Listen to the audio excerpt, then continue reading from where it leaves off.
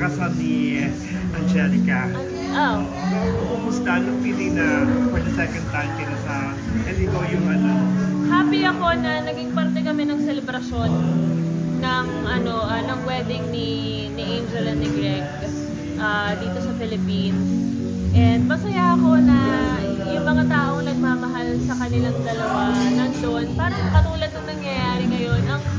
Ang talagang purpose lang naman po talaga is magsama-sama at hindi naman, kumbaga ikakasal ka, hindi naman laging nangyayari yun. Pwedeng hanggang 2 beses ikasal dahil nga meron kaming lugar sa ibang bansa and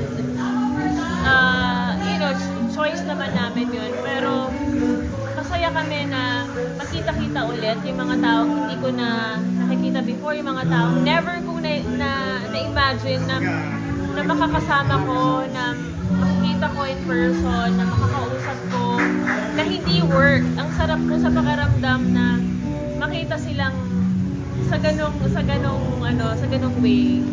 Kayo na yung reaction ko sa application post. Naiyak ako. Naiyak po ako. Actually, nung wedding pa lang, nagpapasalamat sila sa mga guests at sa entourage. Naiyak ako kasi parang yung appreciation nila, naiyak na lang ako. Di ba yung appreciation nila, sobra kasi siyang mag-appreciate. Kaya ang sarap din niyang maging kaibigan. Ang sarap ibalik sa kanya yung pagmamahal na binibigay niya. Kasi deserve niya naman talaga. Hindi talaga showbiz, di ba? Opo. Years na pinagkamahan nyo.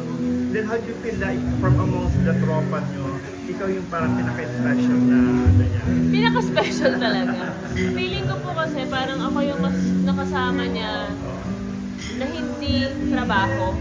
So she's at her parang, I don't know, realest state. Parang you know each other like the back of your hand. Saka po, yes, exactly. Saka iniisip ko rin po kasi alam mo yung naging tropa mo sa high school and then nag-college kayo, tropa mo pa rin sila hanggang sa nag-asawa, nagpamilya. Si Angge, masasabi ko na siya yung tropa na bata pa lang kasi magkasama na kami. Tapos pumupunta pa po yan ng church namin, mga birthdays ng isa't isa, kani-kaninong birthday, kasama kami. Tapos makita ko siyang nasa ganyang kalagayan na masaya, na ibang-iba na parang nakaka-inspire. Hindi kayo hiniingit na, ikaw wala ka pang base. After may na namin. Wala naman po kanchaw na. Pero syempre, every time na nakikita ko si Bea, napaka-cute. Kanina napaka-comment na naman ako sa video niya kasi sobrang bilis ng panahon. Ang bilis ng lumaki, tapos ang bilis ng development niya. So, hindi kami nagmamadali, pero masaya din na iniisip na namin siya na mangyayari siya in the future or in the near future. Soon. Tsaka bakit pag tinitira si Andrea Ramos, siya ba yung appreciate na marriage? Yes. Bakit daw siya? Bakit siya? Bakit hindi? Pastor ba siya? Kasi meron siyang, nag-undergo siya ng seminar. So, legal siya. As a spokesperson talaga, legal siyang, pwede siyang magkasal. And Pag-appreciate ng kasal? yes, Nagkasal? pag-appreciate ng kasal. So, since naman na, all the legalities were done in the US, dito parang it's a different way. Kasi parang sa amin po, parang sa... Formal na. Yeah, kasi iba't ibang paraan naman, iba't ibang, di ba, sa ngayon naman yung weddings, hindi naman na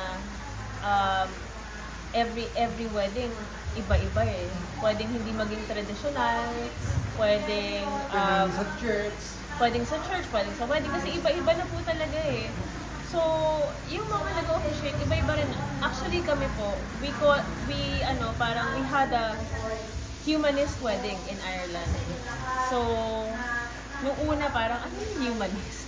So it's a non-traditional ceremony, pero all the legalities. Basta legal siya. Oh, Importante yung legal. Yun. Okay. Thank you. ayun. Naging spokesperson. Hindi kasi napag-usapan namin yun. Na parang nakarating Sino sa mo kanya reverse? na